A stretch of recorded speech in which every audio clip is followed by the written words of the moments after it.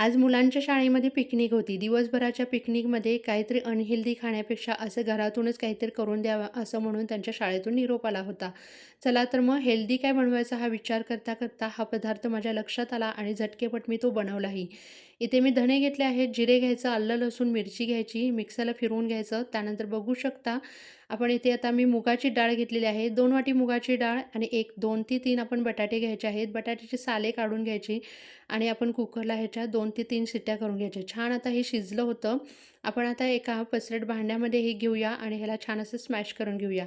आता मी तडका तयार करून घेतला होता. ह्यामध्ये थोडेसे तीळ घालायचे. त्यानंतर तिळाची छान अशी फोडणी करून घ्यायची. आता जे आपण आलं, लसूण, मिरचीचं वाटण वाटलं होतं तेही त्यामध्ये घेऊया आणि आता हे छान असं सगळं होतं एकत्र करून घेऊया.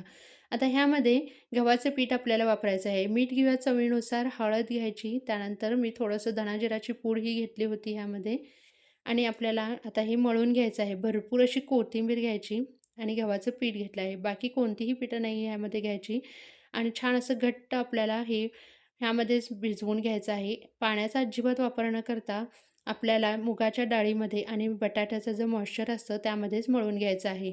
बघू शकता अशा प्रकारे मळून घेतलं, त्याला थोडंसं वरतून तेल लावून घ्यायचं आणि आपल्याला पीठ एक थोडा वेळ आपण भिजत ठेवायचं आहे, कारण छान असं मुरलं जातं ते.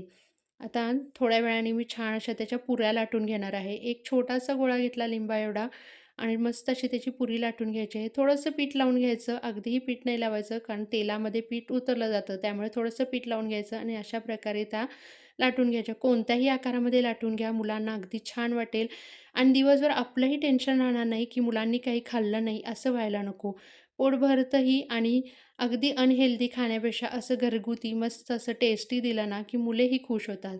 चला तर पुरी तळण्यासाठी घेतली आहे. बघू शकता एकदम मस्त अशी तळली होती आणि एकदम क्रिस्पी झाली होती आणि मुगाची डाळ असल्यामुळे पोटभरीचीही झाली होती. चला तर मग कशी वाटली रेसिपी?